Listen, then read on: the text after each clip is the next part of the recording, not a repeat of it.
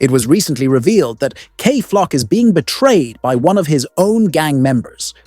Reports indicate that Flock allegedly used a firearm in 2020 to defend a friend who was targeted first.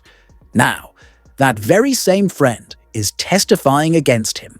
The informant in the case has been identified as Brockington, also known as Douge in the streets.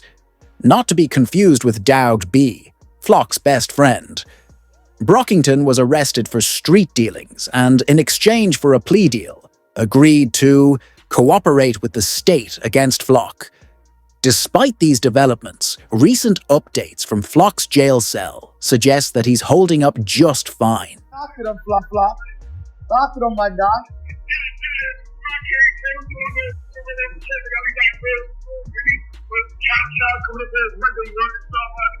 Soon come home, man. You got these little boys walking around with no juice, Flock. They need you. They need you, Flock. K. Flock remains confident in his defense team, believing he will be set free. However, the testimony of an informant could impact his release date. Understanding the details of the case file is crucial as prosecutors questioned Brockington, aka Douge, in court about the events. When asked who contacted him in the hospital after he was shot, Douge responded, "KK called. He said, 'You know we got you, bro.'" Prosecutors confirmed that KK referred to Flock, and Douge agreed, explaining that Flock was ready to retaliate against those responsible. When pressed further, Douge stated that someone was grazed in the incident and confirmed seeing K. Flock with a firearm while arguing with rival gang members circling their block. This aligns with the December 23, 2021 shooting of Oscar Hernandez, for which K. Flock was charged. Surveillance footage captured Flock walking through the city with his sister, dressed in a blue coat, a shy mask, and designer jeans. Just moments before appearing on camera, he had been on Instagram Live, arguing with his rivals before putting his phone away. As he passed a barbershop, Oscar Hernandez spotted him from inside and immediately ran out, confronting Flock with "What are you looking at?" Given their history, tensions quickly escalated and the two exchanged heated words. Unwilling to endanger his sister, Flock attempted to walk away, but Oscar continued following him. For a moment, Oscar hesitated, appearing to reconsider before ultimately choosing to escalate the situation. As the argument continued, Oscar reached into his jacket pocket. Noticing this, and still being pursued, Flock drew his firearm and fired multiple shots at Oscar. Oscar attempted to flee back into the barbershop but collapsed on the sidewalk. Once Flock stopped firing, he fled the scene, leaving Oscar lying on the ground. Witnesses quickly called 911, and Oscar was rushed to a nearby New York hospital, but he did not survive. At the crime scene, police found shell casings and Oscar's shorts slides. For the first 24 hours, Flock believed he had evaded capture. The NYPD reviewed surveillance footage, but with the shooter wearing a mask, had no immediate leads. Seeking help from the public, law enforcement released an image of the suspect, asking for assistance in identifying him. Unfortunately for Flock, his rising fame worked against him. Fans quickly recognized the designer coat from both his social media posts and the IG Live he had streamed earlier. Acting swiftly, they tipped off the NYPD, who issued an arrest warrant. Almost immediately, realizing time was running out, Flock used his last hours before surrendering to secure one of the best defense attorneys available.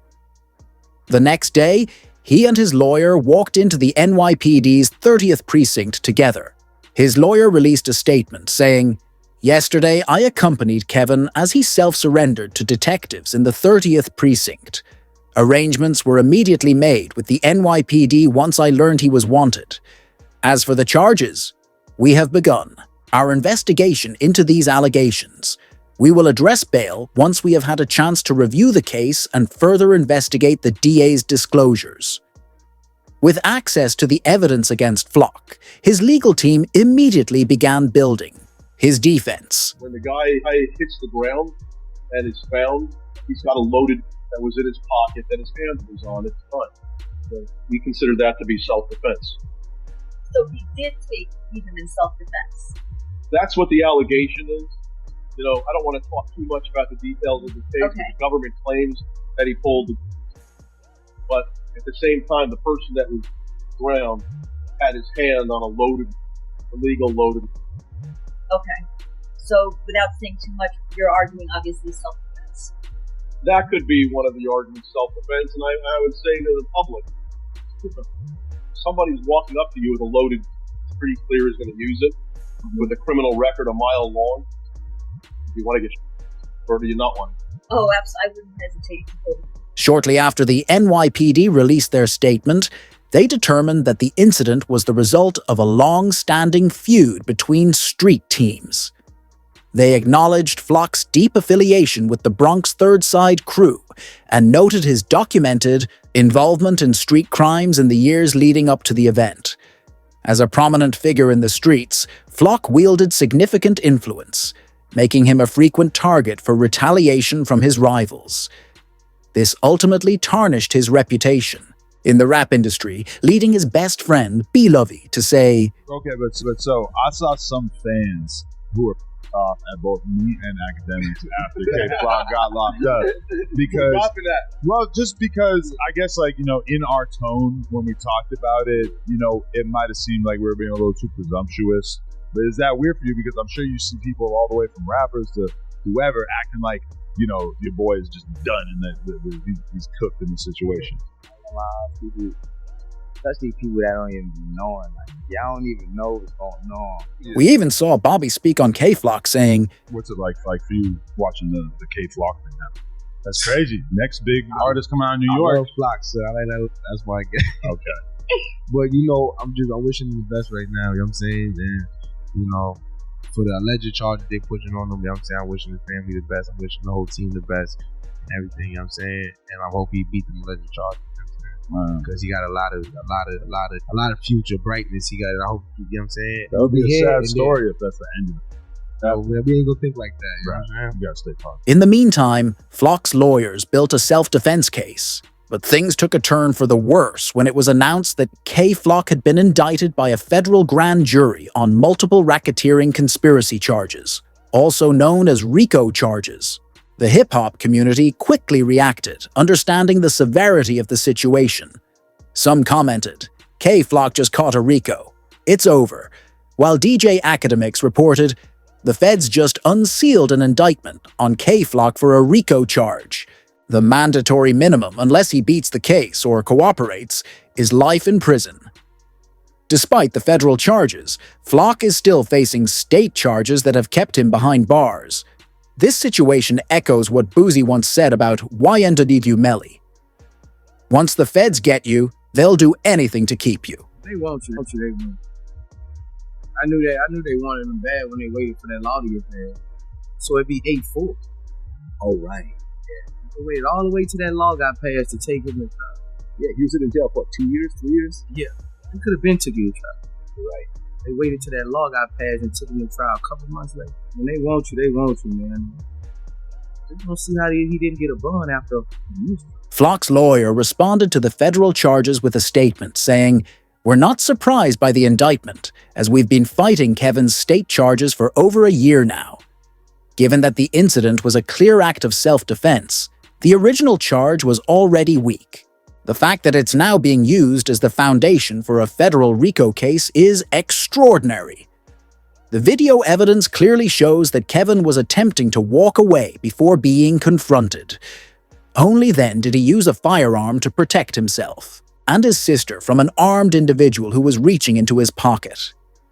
On a more positive note for K-Flock, court reporters covering the first day of his trial noted that the prosecution appeared unprepared. They struggled to answer the judge's questions, stumbled over their words, and failed to present strong evidence to counter Flock's self-defense claim. Observers also mentioned that Flock appeared emotional at the end of the proceedings. Understandable, given that it was his first trial. However, his lawyers reassured him, whispering that they were confident in their case. So much so that Flock's legal team later shared a message from him while he remains in jail. I have no going on, man. Flock is a lie. I know something you, man. Like, free me to the guys, man. Hey, yo, like, I got no school, so I'm saying about supporters, man. I love y'all, man. For all of you out there, the dollars, man. For me, and do what y'all supposed to do, man. Like the rest of the world, like, Your money. so, man, I'll see you real soon. But did you know that many rappers are being targeted by the feds? Just last week, Lil Baby was singled out by the Atlanta police.